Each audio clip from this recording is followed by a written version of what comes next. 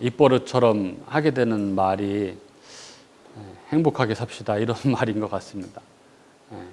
행복하자, 아프지 말고. 우리가 이야기하는 아프지 말고는 영육간에 다 이야기하는 것이죠. 제가 누차 말씀드리지만 원래 인간은 창조주 하나님께서 베풀어 놓으신 그 자연 만물 속에서 필요한 모든 육적인 것들을 풍족히 누리고 또 창조주 하나님으로부터 부어지는 그 영적인 충만한 생명력을 받아 누리며 살아가는 아주 복된 존재였습니다. 그런데 그런 인간이, 하나님 의존적 인간이, 피조물인 인간이 자기가 하나님이 되려고 그래서 사탄의 유혹에 속아서 범죄함으로 말미암아 하나님의 저주, 즉 사망에 이르게 된 것입니다. 그래서 이제 하나님으로부터 분리된 것이죠. 이제 뿌리가 뽑혀진 나무처럼 이제 하나님으로부터의 그 풍성한 생명력, 복의 부어짐이 끊어져 버린 것이죠. 그래서 우리 인생의 아픔, 괴로움, 외로움, 슬픔 이런 것들은 다 하나님으로부터 분리된 인생이 필연적으로 겪는 그 결핍의 증상들이라고 그렇게 말할 수 있습니다. 그래서 우리 인생은 행복해지고 싶고 아름다워지고 싶고 또 평안하고 싶고 안락하고 싶고 이런 갈망이 있습니다. 이것은 원래 우리가 그렇게 행복하고 또 그렇게 아름답고 그렇게 편안하고 그렇게 그런 존재였음을 반증하는 것이라고 할 수 있습니다. 그래서 이것은 하나님이 계시다는 것, 하나님 나라가 천국이 있다는 것을 역설적으로 증명하고 있는 그러한 증상들입니다. 그리고 이제 예수 그리스도 안에서 하나님과의 관계가 회복됨으로 말미암아 우리는 다시 그리스도 안에서 그 하나님의 모든 복들, 그 충만함, 만족 그리고 행복을 누립니다. 이제 하나님으로부터 그것이 온전히 공급되는 그 관계가 회복된 존재가 된 것이죠. 이것이 바로 출애굽, 거듭난 하나님의 백성입니다. 죄와 사망의 노예였던 자들이 하나님의 은혜로 해방이, 구원이 된 것입니다. 그리고 십계명은 그 하나님 백성들이 어떻게 다시 그 복락을 누리게 되는지 그 삶의 방식을 가르치고 있는 것이죠. 행복의 원리들입니다. 그리고 궁극적으로 그리스도 안에서 성취되는 것들이죠. 십계명은 이 출애굽한 이스라엘에게 이제 가나안 땅, 그 약속의 땅에 들어가 사는 하나님 백성들이 살아가는 삶의 골격, 삶의 지침입니다. 하나님 백성의 삶에는 두 가지 중요한 요소가 있다고 말씀드렸습니다. 하나는 위로 하나님과의 관계죠. 하나님을 순전하게 예배하고 섬기는 것이죠. 그리고 다른 하나는 이웃과의 관계입니다. 각자의 의무를 다하여 다른 이들과 더불어 정직하고 의롭게 살아가는 것입니다. 그것이 십계명으로 두 개의 돌판에 새겨져서 주어졌습니다. 그렇게 두 번째 돌판, 즉 이웃과의 관계, 즉 하나님 백성이 각자 의무를 다하여 다른 이들과 더불어 정직하고 의롭게 살아가기 위한 그런 계명으로 내 부모를 공경하라, 살인하지 말라, 간음하지 말라, 또 도둑질하지 말라, 거짓 증거하지 말라 그렇게 명하신 하나님께서 이제 마지막 10번째 계명으로 내 이웃의 모든 소유를 탐하지 말라 이렇게 명하십니다. 오늘 10계명의 마지막 10번째 계명은 내 이웃의 아내를 탐내지 말지니라. 내 이웃의 집이나 그의 밭이나 그의 남종이나 그의 여종이나 그의 소나 그의 낙이나 내 이웃의 모든 소유를 탐내지 말지니라 입니다. 여기 탐내지 말지니라 해서 이 탐내지라는 단어는 히브리어로 아바라는 것인데 마음이 기울다, 사모하다, 몹시 원하다 이런 뜻입니다. 이 아바는 주로 마음속에 있는 욕망 때문에 생기는 탐심을 가리키는 그러한 단어입니다. 그러나 이 10계명을 다루고 있는 이 출애굽기 20장 17절에 기록된 이 10계명의 10번째에 이 탐내지도 말지니라에 쓰인 단어는 하마드인데, 이 단어는 외부에 있는 것을 보고 감정의 충동을 일으켜 탐내는 행위를 가리킵니다.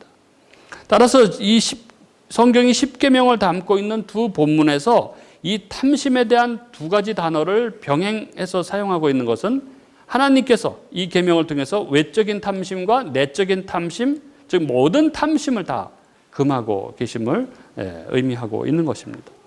예수님께서도 누가복음 12장 15절에 삼가 모든 탐심을 물리치라 라고 이렇게 말씀하심으로써 탐심이 성도가 그의 삶에서 반드시 물리쳐야 할 적임을 그렇게 강조하셨습니다. 그렇게 탐욕에 대해서 가르치는 오늘 제10계명은 내 이웃의 아내를 탐내지 말지니라라고 이렇게 시작합니다. 그것은 이웃의 소유 가운데 아내가 가장 소중한 것이기 때문에 그렇습니다. 따라서 이웃의 아내를 탐내는 것은 이웃의 가장 소중한 것을 탐내는 것입니다. 어떻게 보면 전부를 탐내는 것이죠.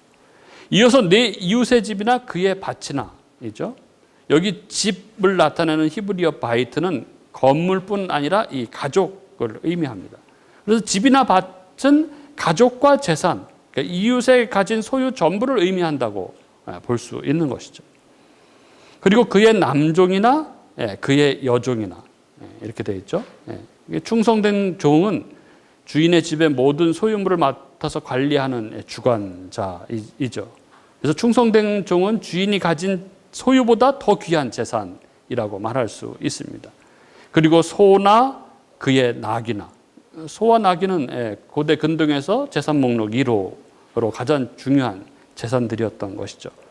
그렇게 내 이웃의 모든 소유를 탐내지 말라고 그렇게 명하십니다. 따라서 이 마지막 계명, 이 탐내지 말라는 즉 탐심을 금하고 있는 것이죠. 탐심은 지금 가지고 있는 것보다 더 가지려는 마음의 욕심을 의미합니다. 그래서 이렇게 보면 이 제10계명은 8계명과 7계명의 반복처럼 느껴집니다. 8계명이 도둑질하지 말라고, 이 7계명이 간음하지 말라라는 것 아닙니까? 그러니까 굉장히 중복되는 것 같은 느낌이 들죠. 그러다 보니까 많은 사람들이 이 10번째 계명에 대해서 거의 기억을 못 합니다. 대부분 10번째 계명이 뭐냐고 물어보면은 정확하게 모르죠. 그냥 대부분 도둑질하지 말라라는 그냥 그런 의미로 10번째 계명을 이해하고 있는 것을 보게 됩니다. 그럼 이 계명, 이 제10계명은 무엇을 요구하고 있는 것일까요? 그러니까 루터파와 이 개혁파를 포함한 모든 복음주의 신조들, 요리문답은 이 마지막 계명이 앞에 제시된 5가지 계명, 곧 이웃에 대한 우리의 의무를 기록한 율법을 새긴 이 두 번째 돌판의 종합, 요약이라고 그렇게 보았습니다.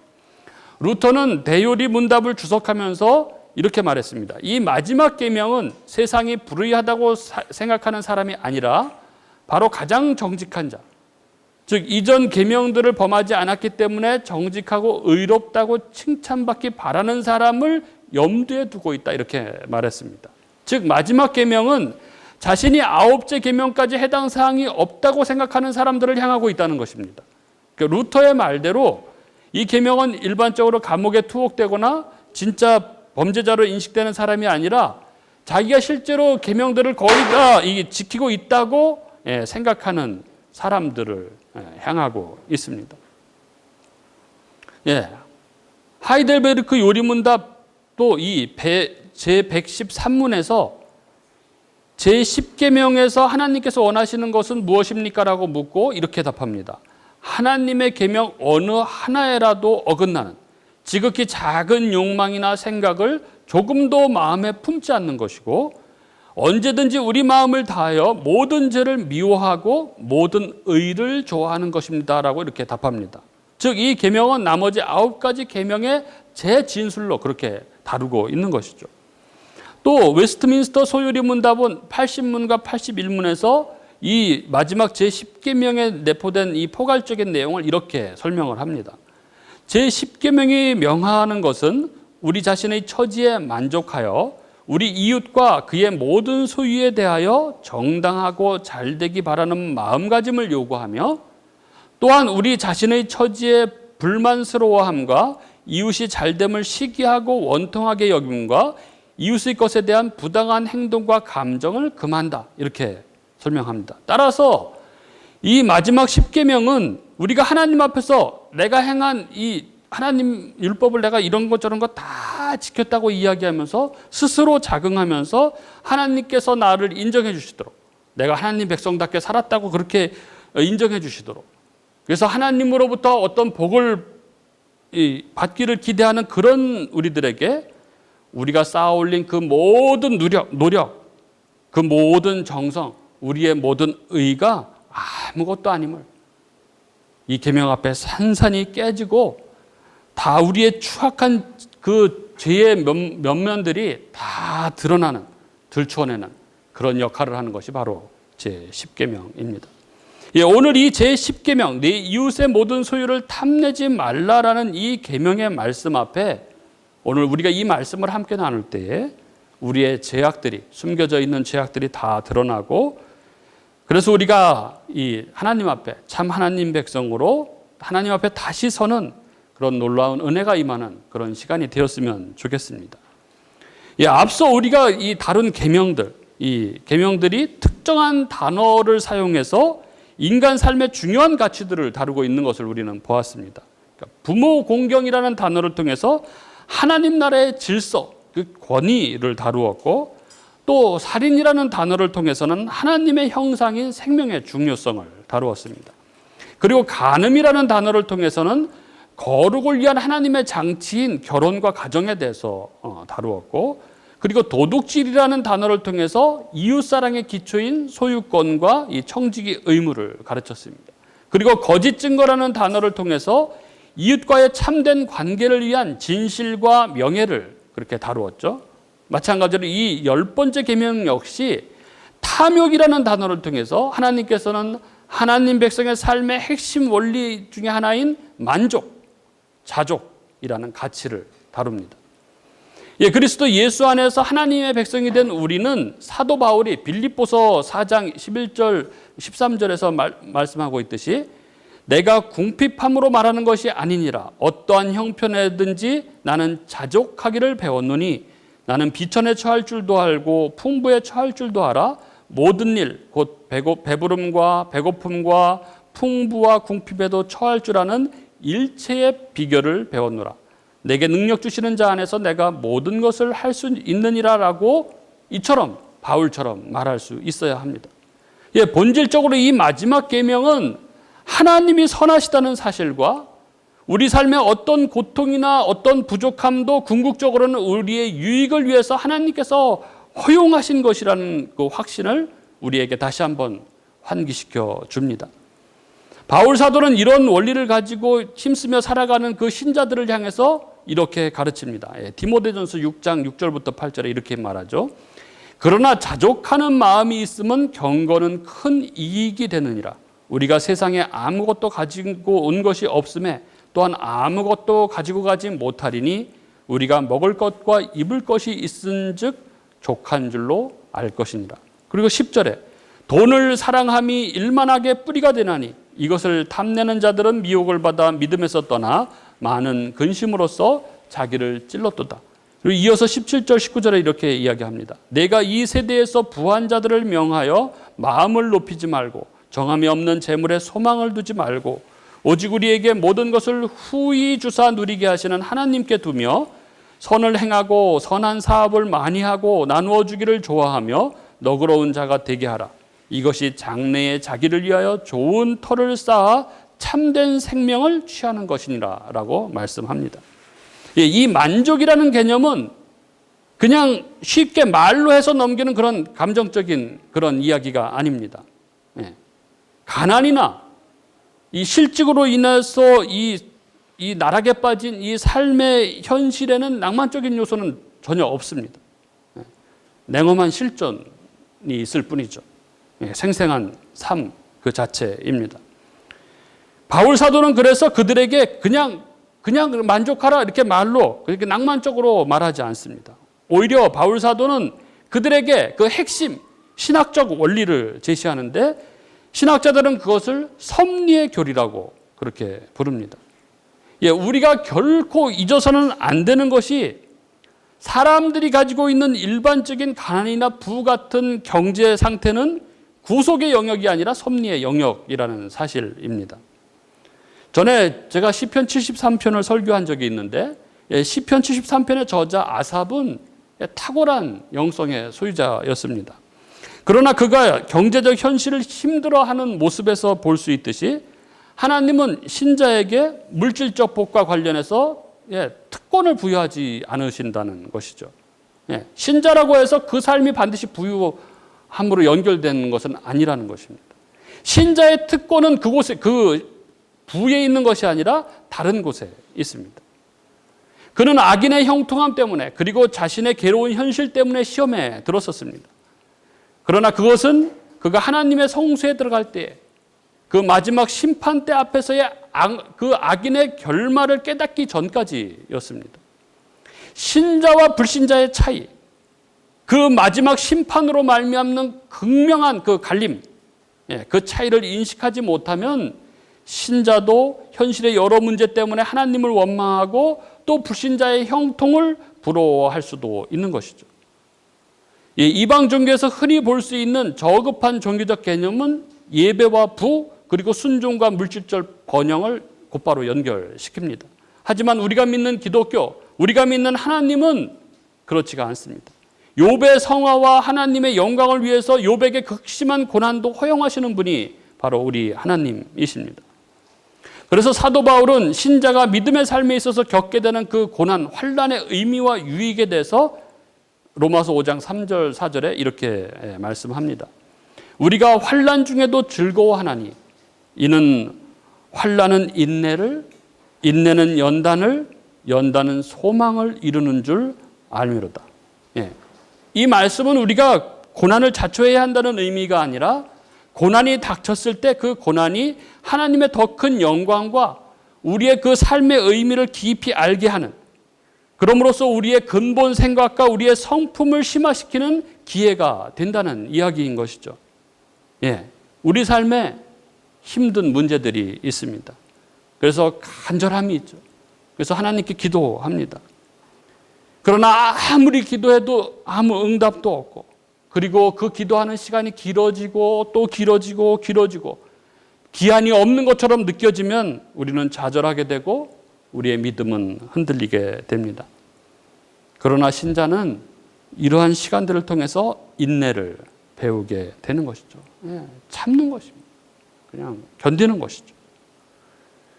그리고 이렇게 인내의 시간을 통과하면서 그는 아주 단단해지고 연단되는 것이죠. 그의 믿음과 그의 신앙이 아주 단단하게 연단이 되는 것입니다.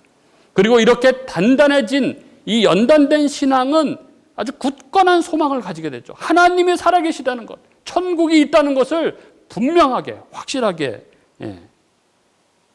그 믿음을 가지게 되는 것이죠. 천국에 대한 소망으로 굳건해집니다.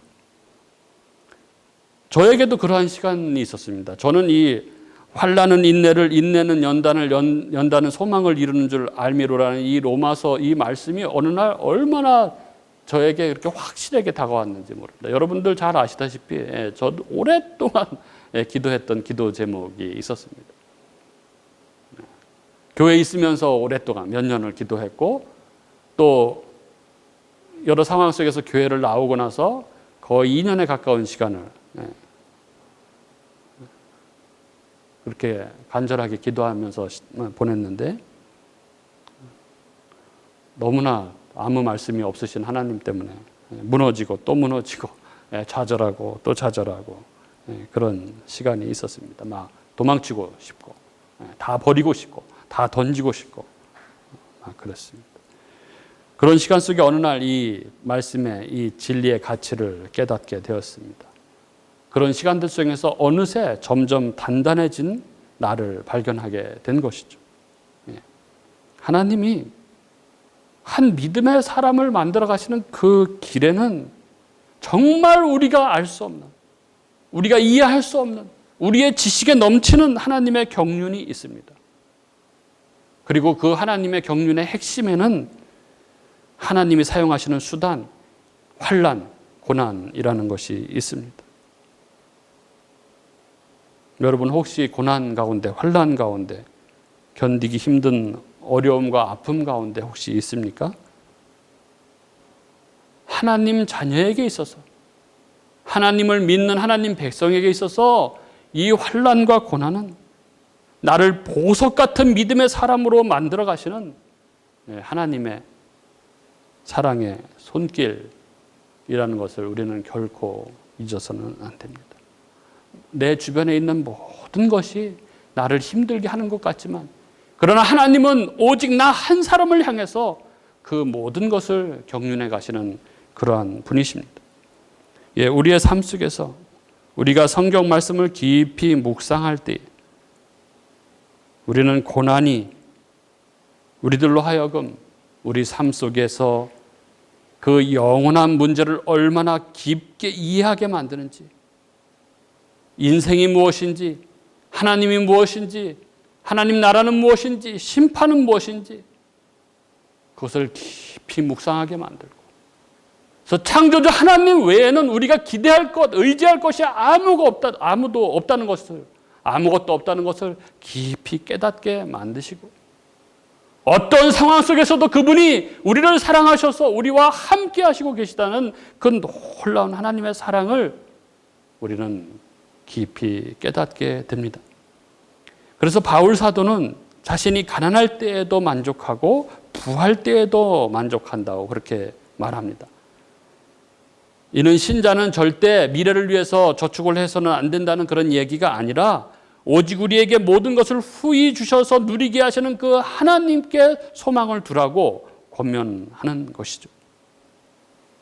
우리를 만족과 하나님에 대한 믿음으로 이끄는 것은 가난이나 부 같은 우리의 경제 상황이 아니라, 하나님이 우리를 선택하셔서 그리스도 예수 안에서 우리를 구속하시고, 그래서 우리를 하나님의 자녀 삼아 주시고 영으로 우리 가운데 오셔서 우리의 삶 가운데 늘 함께 하시며 우리를 인도해 가시고, 그래서 영원한 그 나라까지 우리를 반드시 이끌어 가신다는, 하나님의 형상으로 우리를 만들어 가신다는 그 하나님의 구원 경륜, 그 하나님의 구원 경륜을 위해서 우리의 삶 가운데 우리를 섭리해 가신다는 그 하나님의 섭리의 논리를 깨닫고 인정하는 것입니다. 그때 비로소 우리는 우리 생활에서 우리의 모든 문제들도 다 하나님을 신뢰하고 의존할 수 있는 그러한 상황들로 이해를 할 수 있게 되는 것입니다.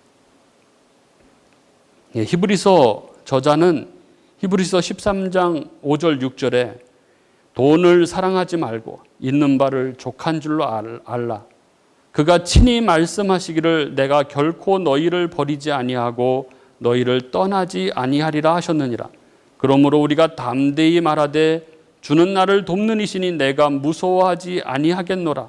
사람이 내게 어찌하리요 하노라 라고 이렇게 권고합니다. 여러분, 탐욕에 무엇을 더 가지려고 하는 우리 마음 저 밑바닥에는 신학적인 문제가 있습니다. 시편 73편 저자가 이 생에서 악인이 형통하는 것 때문에 당혹감을 느꼈지만 그 번제단 안에 그 잔혹한 죽음들, 결국 그들이 맞이하게 될 잔혹한 그 참혹한 결말을 보고 난 후에, 그 모습을 보고 난 후에 깨달음을 얻었듯, 그리고 바울 사도가 에베소서 1장 3절에 그리스도 안에서 하늘에 속한 모든 신령한 복으로 우리에게 복을 주시는 그 하나님께 우리의 만족을 두라고 그렇게 교훈하고 있듯, 그리고 히브리서 이 저자는 어떤 공허하고 감상적이고 그런 맹목적인 명령이 아니라 결코 우리를 떠나지도 버리지도 않을 것이라고 말씀하신 그 하나님의 약속의 말씀을 근거로 우리가 만족할 것을 우리에게 요구하고 있는 것입니다. 그 약속에 대한, 하나님의 약속에 대한 믿음을 요구하고 있는 것입니다. 결코 용납할 수 없는 하나님을 향한 우리의 죄와 반역에도 불구하고 우리를 용납하시는 그 하나님의 그 오래 참으심은 하나님의 악인에게도 형통함을 베푸는 것처럼 보일 때에도, 그런 우리가 이해할 수 없는 상황 속에서도 우리를 너그럽고 사랑스러운 하나님으로 우리가 하나님을 의지하게 만듭니다.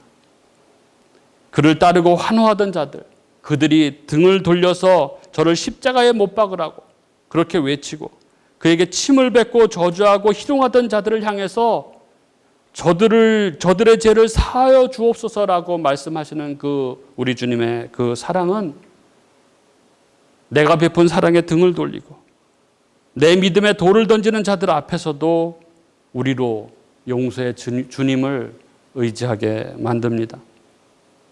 예, 말도 안 되는 죄 많고 허물 많은 삶을 살아가던 내 삶에 어느 날 불현듯 찾아오셔서 나를 붙잡으시고 나와 영원히 함께 하시는 그 성령님의 함께 하심은 내가 수도 없이 떠나고 싶은 힘든 삶의 관계 속에서도 그 평안의 성령님을 의지하게 만듭니다. 그렇습니다. 우리가 우리의 주어진 상황, 우리의 삶에 만족하지 못하는 것은 바로 신학적인 문제입니다. 믿음의 문제입니다. 내가 진정 그리스도 예수 안에서 이미 예수 그리스도와 함께 천국에 있다는 것을 믿는다면, 우리의 삶의 현재가 그 시간 안에, 그 섭리 안에 있다는 것을 진짜 믿는다면, 우리는 현재 우리의 삶의 의미, 내 모든 상황의 의미를 온전히 이해하고 주님을 신뢰할 수 있게 되는 것입니다. 우리를 이 땅에서 참된 만족과 평안으로 이끄는 것은 다름 아니라 미래에 대한 소망, 천국에 대한 소망, 우리의 믿음입니다. 그래서 빌립보서 3장 19절 21절은 이렇게 말씀합니다. 그들의 마침은 멸망이요 그들의 신은 배요 그들의 영광은 그들의 부끄러움에 있고 땅의 일을 생각하는 자라. 그러나 우리의 시민권은 하늘에 있는지라. 거기로부터 구원하는 자 곧 주 예수 그리스도를 기다리노니 그는 만물을 자기에게 복종하게 하실 수 있는 자의 역사로 우리의 낮은 몸을 자기 영광의 몸의 형체와 같이 변하게 하시리라. 오늘 우리는 이 마지막 계명, 신명기 5장 21절 내 이웃의 아내를 탐내지 말지니라. 내 이웃의 집이나 그의 밭이나 그의 남종이나 그의 여종이나 그의 소나 그의 낙이나 내 이웃의 모든 소유를 탐하지 말지라라는 이 계명의 말씀을 듣습니다. 누차 제가 강조해서 말씀드리듯이 우리 삶의 모든 윤리적인 문제는 무엇보다도 영적, 신학적 문제입니다. 내가 예배하는 신은 어떤 성품을 가지고 있는 신인가? 무엇이 너의 신인가? 하나님이 오늘 우리에게 물으십니다. 우리는 단지 탐내는 것을 넘어서 하나님이 주신 만족과 기쁨과 즐거움으로 그리고 천국에 대한 소망으로 믿음으로 우리의 생각과 마음을 채워야 합니다. 그래서 우리 안에서 내 안에서 솟구치는 그 욕망들을 뛰어넘어서 그 하나님을 영화롭게 하고 하나님이 사랑하신 그 이웃들을 사랑하며 섬기며 살아가는 그런 아름다운 행복한 삶을 살아가야 하는 것입니다. 우리는 하나님의 백성입니다. 아무것도 없는 자 같으나 모든 것을 가진 자입니다. 그리스도 안에서 모든 것을 소유한 자, 참 생명과 하나님 나라를 소유한 자입니다. 그 믿음 안에서 부요와 평강을 누리는 저와 여러분이 될 수 있기를 바랍니다. 그리스도 예수 안에 있는 은혜로 말미암아 내게 주어진 모든 것에 만족함으로 진정한 그 만족과 복락을 누리는 저와 여러분이 될 수 있기를 주님의 이름으로 축원합니다.